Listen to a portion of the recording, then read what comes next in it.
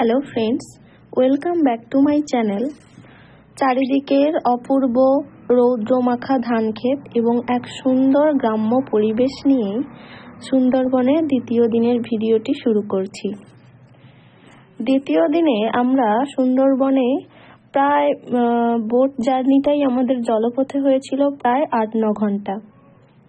আর মাঝে মাঝে ওই যেগুলো জায়গাটা পরিদর্শন করার ছিল সেই জায়গাগুলোতে পরিদর্শন করেছিলাম।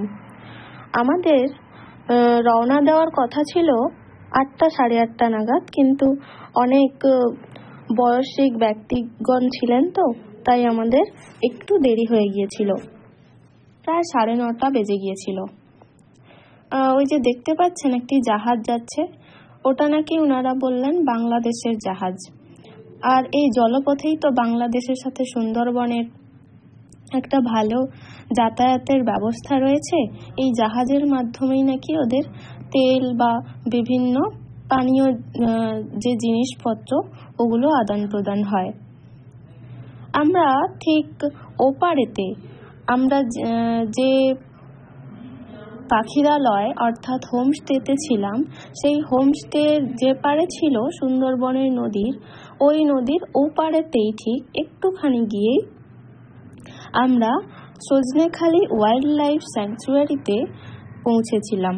আর ওখানে আমাদের গাইড নিতে হয়েছিল, আর ওই গাইডটাই আমাদের সারাদিন ধরে বিভিন্ন জায়গা পরিদর্শন করিয়েছিলেন এবং বুঝিয়েছিলেন কোথায় কি থাকে বা না থাকে। এখানে আমরা প্রায় ওয়াচ টাওয়ার থেকে সুন্দরবনের যে ম্যানগ্রোভ ফরেস্ট ভিউটা ওটাই দেখতে পাবো, তো আমাদের বলেছিলেন গাইড। আর এখানে একটি কচ্ছপ রয়েছে, এক ধরনের প্রজাতি, যেটাকে বলা হয় বালিকাঠা কচ্ছপ। আর ওই মাঝে মাঝে নদীর এখানে তো সংরক্ষণ করা রয়েছে, উন্মুক্ত কিছুই নেই, শুধুমাত্র আমরা যেগুলো দেখতে পেয়েছি বাঁদর, প্রচুর পরিমাণে বাঁদর রয়েছে।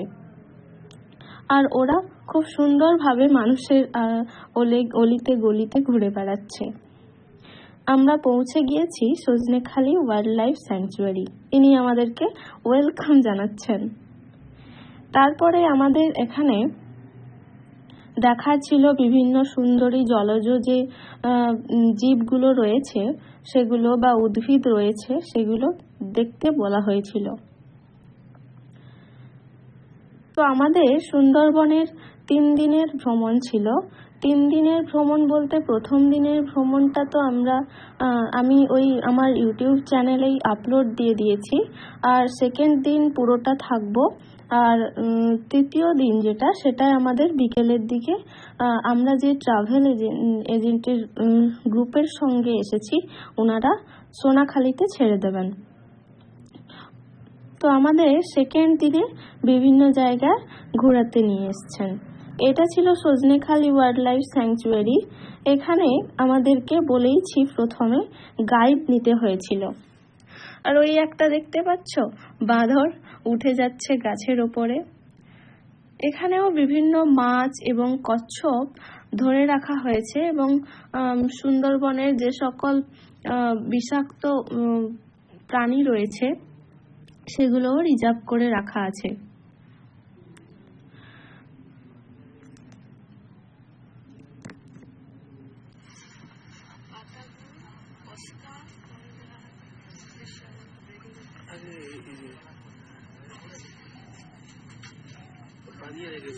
বানিয়ে রেখেছে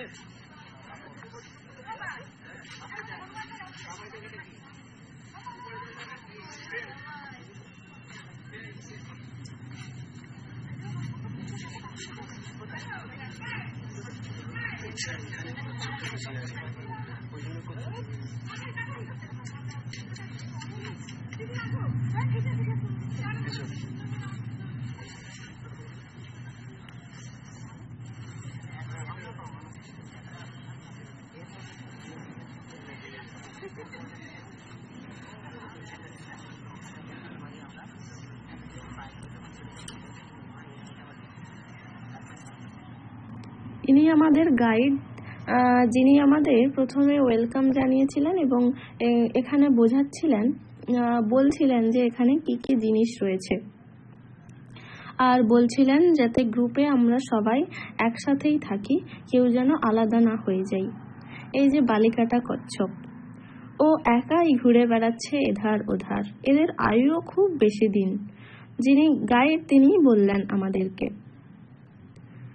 তারপরে এই যে আমরা ওয়াচ টাওয়ারে উঠেছিলাম, ওখান থেকে সুন্দরবনের যে ফরেস্ট ভিউটা পুরোটা দেখার জন্য যেটুকু ঘেরা ছিল সেই ঘেরার মধ্য থেকেই দেখা যাচ্ছিল। আর ওখানে একটি মৌচাকও দেখতে পেলাম।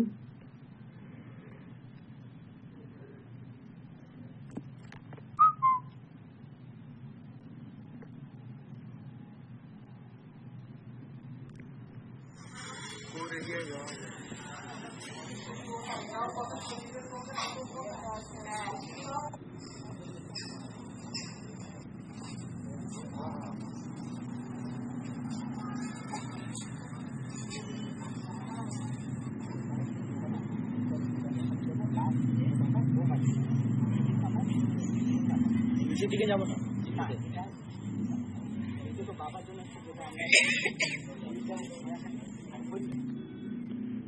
এখানে আমাদের গাইড বোঝাচ্ছিলেন, অর্থাৎ ম্যাপে দেখাচ্ছিলেন যে কোথায় কোথায় আমরা যাব। সুন্দরবনে টোটাল ফরেস্টকে 3টে এরিয়ায় ভাগ করা হয়েছে। একটি বাফার এরিয়া, একটি কোর এরিয়া এবং একটি স্যাংচুয়ারি এরিয়া। আমরা যারা যাই সাধারণত স্যাংচুয়ারি এরিয়াতেই ঘুরে বেড়াই। আর বাফার আর কোর এরিয়া এগুলোতেও আমাদের নাকি পারমিশন রয়েছে, আর এগুলোর ফিজও একই, কিন্তু আমাদেরকে ওটা একেবারে সকাল সকাল পৌঁছাতে হবে, আর পৌঁছানোর জন্য অনেক সময় লাগবে। সেই জন্য অতটা কেউ রিস্ক নেয় না। আর বাফার আর কোর এরিয়াতে বেশিরভাগ নাকি যারা মাছ ধরে বা যারা মধু সংগ্রহ করে ওদের যাওয়ারই পারমিশন রয়েছে, আর ওনারাই যান। এখানে আমরা দেখতে পেয়েছিলাম ফরেস্ট যারা অফিসাররা থাকেন তাদের জন্য কোয়ার্টার।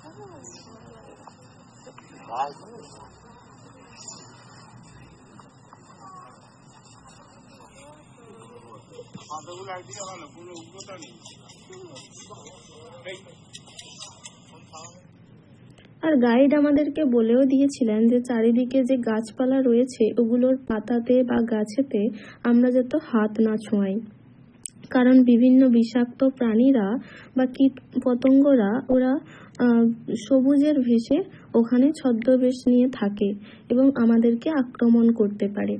তাই জন্য আমাদেরকে সাবধান থাকতে বলেছিলেন।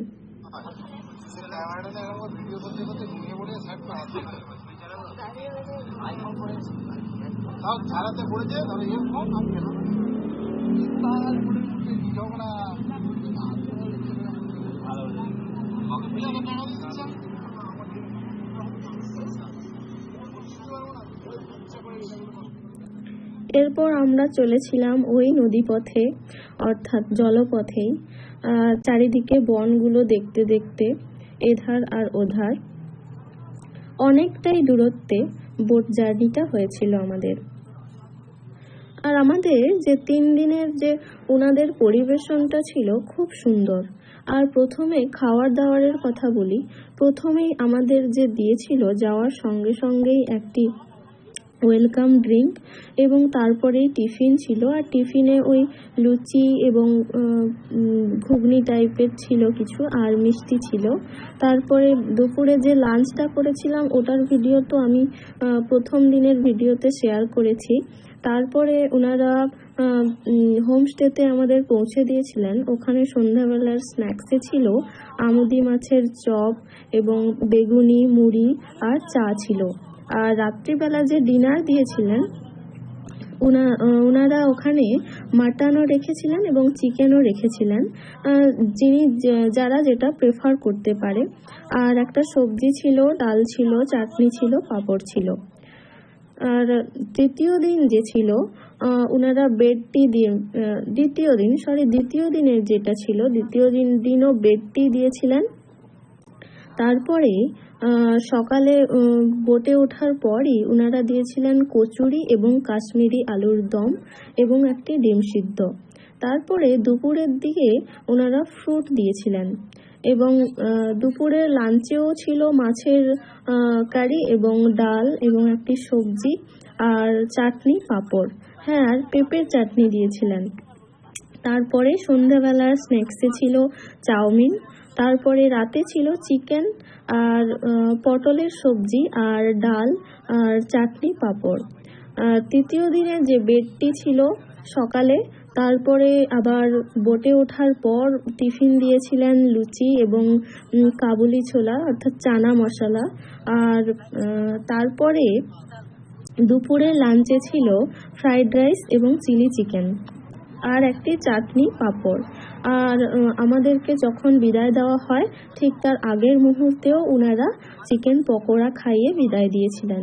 অর্থাৎ খাওয়া দাওয়ার কোনো রকম অসুবিধা হয়নি। আর ওনাদের যে উপস্থাপনা আর পরিবেশন সব কিছুই খুব সুন্দর ছিল। আর ওনাদের কুকও খুব সুন্দর রান্না করেছিলেন। খুব সুন্দর ছিল আমাদের 3 দিনের জার্নিটা। এটা যেখানে আমরা ঢুকেছি, বিভিন্ন তো চ্যানেল রয়েছে, এক একটি চ্যানেলে আমরা আমাদের যে চ্যানেলগুলোতে আমাদের পারমিশন থাকে সেই চ্যানেলের এক একটি চ্যানেলে আমাদের বোট ঢুকে যাচ্ছে। তো এই চ্যানেল ছোট ছিল, চ্যানেল থেকে বেরিয়েই দেখতে পেয়েছিলাম সুন্দরবনে তো অনেকগুলো নদী একে অপরের সাথে মিশে গেছে, তাই চওড়া জায়গা দেখতে পেয়েছিলাম। আর চারিদিকেই ছিল বিভিন্ন গাছ, যেগুলো ছিল গরান, গেওয়া এবং ধুধুল ফলের একটি গাছ ছিল, বাইন গাছ ছিল, বেতাল গাছ ছিল। ধুধুল ফলটি খাওয়া যায় কিনা ওটা জিজ্ঞাসা করতে আমাদের গাইড বলেছিলেন যে ওই ফলটি নাকি কষা টাইপের হয়, ঠিক বেলের মতো, আঠা বেল যেমন হয় সেই বেলের মতোই দেখতে ছিল। আর ওগুলো যে জঙ্গলে যে প্রাণীরা রয়েছে অর্থাৎ বাঁদরারও ওরাই খায়। আর আমাদের হয়তো ওষুধ তৈরির কাজেও ওই ফলগুলো লাগতে পারে। তারপরে দেখা গেল একটা জায়গাতে দুটো বোট একসাথে ওখানে রয়েছে। তো গাইড আমাদের বললেন এখানেই নাকি ওই দিন সকাল 10:30 নাগাদ বাঘের এখানে সাইড দেখা গিয়েছিল, অর্থাৎ বাঘ তার দুটো বাচ্চাকে নিয়ে সাঁতার কেটে এপার থেকে ওপার যাচ্ছিল। তো আমরা জিজ্ঞাসা করলাম বাঘ সাঁতার কেটে এপার থেকে ওপার কত সময়ের মধ্যে যেতে পারে। গাইড বললেন আমাদের মিনিমাম 3 মিনিটের মধ্যেই ওনারা বাঘ চলে যেতে পারে। আর এনারা বললেন যে যেখানে প্রথম দিন বাঘ দেখা যায় তারপরেই নাকি ওনাদের একটি গ্রুপ রয়েছে গাইডদের, ওনারা গাইডদের গ্রুপেই বলে দেন যে কোথায় বাঘ দেখা গিয়েছে, এরপরেই নাকি সবাই চলে আসে ওখানে। তো আমরা সত্যিকারেরই দেখলাম যেতে যেতে এই জলপথেই 2-3টে বোট খুব স্পিডেই বেরিয়ে চলে আসছে এখানেই থাকার জন্য।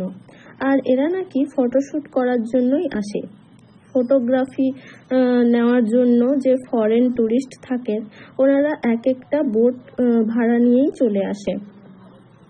তো চলো আমরা এখন যাচ্ছি গাইড যা বললেন দেবাঙ্কি ক্যাম্পের উদ্দেশ্যে। ওখানে নাকি ওপর থেকে দেখা যাবে, আমাদের যদি ভাগ্যে থাকে তাহলে বাঘ বা হরিণ এগুলো দেখা যাবে, কিন্তু বাঘ দেখাটা তো ভাগ্যের ব্যাপার, সেই জন্য আমাদের ভাগ্যে তা হয়নি। আর খুব সুন্দর ছিল আমাদের এই বোট জার্নিটা, আমার তো বিশেষ করে খুবই সুন্দর লেগেছে। ওই চ্যানেলটার নাম কি? ওই চ্যানেলটার নাম কি?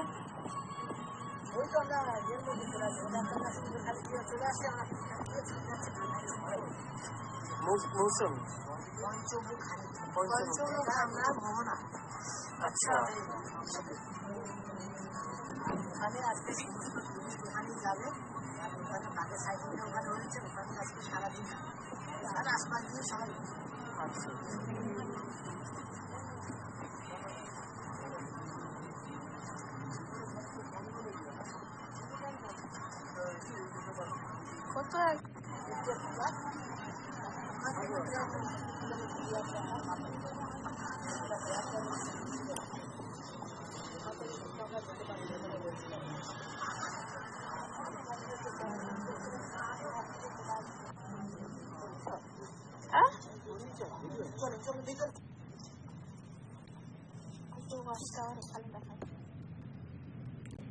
এখান থেকে আমরা যা দেখতে পেয়েছিলাম, খুব সুন্দর গাছগুলো রয়েছে।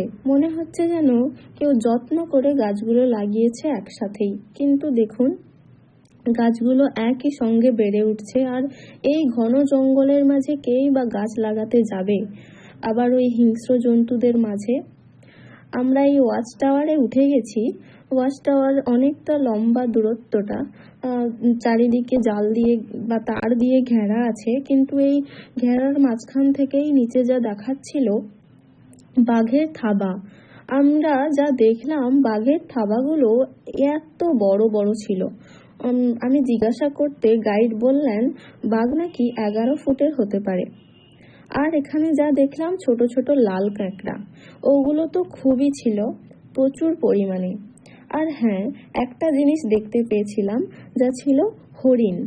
একটি হরিণ, মা হরিণ তার বাচ্চা একটি হরিণকে নিয়ে ঘুমিয়েছিলেন। তো ওটা মোবাইলে ক্যাপচার করতে পারিনি, কারণ ডিস্টেন্সটা অনেক দূরত্বে ছিল। আর ওই একটি হরিণ অত টুরিস্টদের মাঝে দেখা যাবে কি করে? ওই যে সামনে দেখা যাচ্ছে, ওগুলো নাকি হাঁস পাখি, ঠিক হাঁসের মতোই দেখতে। এরা নাকি পরিযায়ী হাঁস। এরা চলে আসে বিভিন্ন জায়গা থেকে সুন্দরবনে একসময় থাকতে, ফরেস্টে। আর ওই জলের ওপর বকগুলোকে দেখছিলাম যারা বসেছিল। আর এই সুন্দরবনের নদীতে জলে ভীষণ পরিমাণে জোয়ার ছিল। এখন অনেকটা ভাটা, তাই জলটা অনেকটাই নেমে গেছে, দেখাই যাচ্ছে গাছের গোড়া থেকে। এখন আমরা যাচ্ছি ঝড়খালি ন্যাশনাল পার্কের দিকে। ওখানে নাকি সুরক্ষিত করে রাখা হয়, যারা যে বাঘগুলো আঘাত পায়, আহত হয়, তাদেরকে নিয়ে গিয়ে ওখানে পরিচর্যা করা হয়। ওখানেই আমাদেরকে নিয়ে যাচ্ছেন।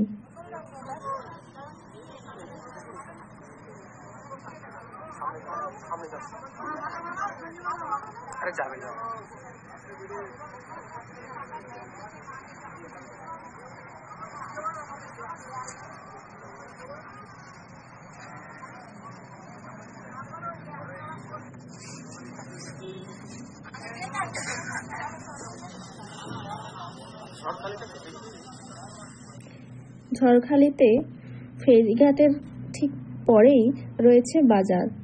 অর্থাৎ বাজারে শুধু খাবারের দোকান পাবেন দুদিকেই। আর এখানে প্রচুর টক বেল দেখতে পেলাম গাছেতে। আর এই দেখুন, কত বাদর আশেপাশে ঘুরছে।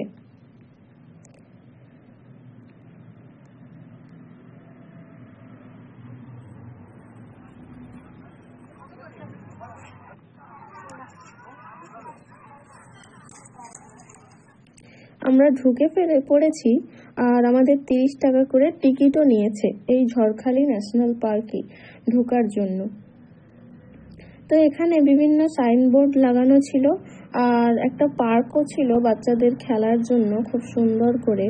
তারপরে এই যে ময়ূর দেখতে পেয়েছিলাম, দুটো ময়ূর ছিল, আর বাজ পাখি ছিল, কুমির ছিল এবং বাঘ ছিল, এগুলোই দেখেছিলাম।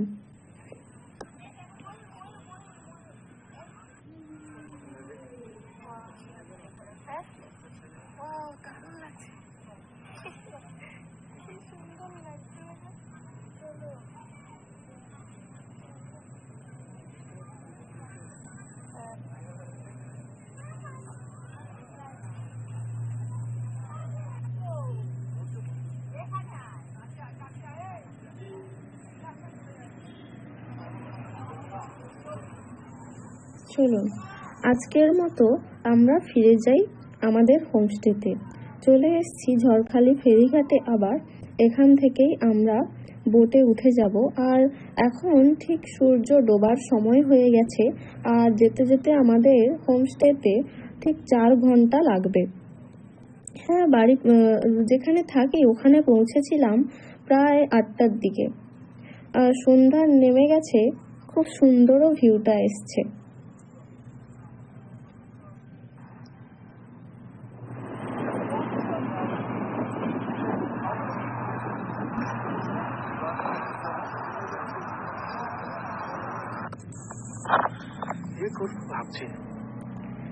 চলে এসেছি হোমস্টেতে। এখানে বিখ্যাত ঝুমুর নাচ হবে, ওনারা চলে এসেছেন এবং আমাদেরকে বলেও দিয়েছে। তো রাত্রিবেলা ঝুমুর নাচ দেখে পরের দিন আমরা আবার রওনা দিয়েছিলাম। একটি মন্দির ছিল, সেই মন্দির দেখার জন্য, আর পাখিরালয় বলে বাজার রয়েছে, সেই বাজারে কিছু কেনাকাটা করার জন্য। তারপরেই আমরা বাড়ি পৌঁছে যাব সবাই। তো বিকেলের দিকে আমাদের সোনাখালীতে বোট আবার চলে এসেছিল। খাওয়া দাওয়ার পর খুব সুন্দরভাবে আমাদের জার্নিটা উপভোগ করার পর আমরা ঠিক বিকেলের দিকে 4:10-এ ক্যানিংয়ে ট্রেনটা ধরে চলে এসেছিলাম। ভিডিওটা যদি ভালো লেগে থাকে অবশ্যই লাইক অ্যান্ড শেয়ার করো, আর সাবস্ক্রাইব থাকো, পাশে থাকো। Thank you.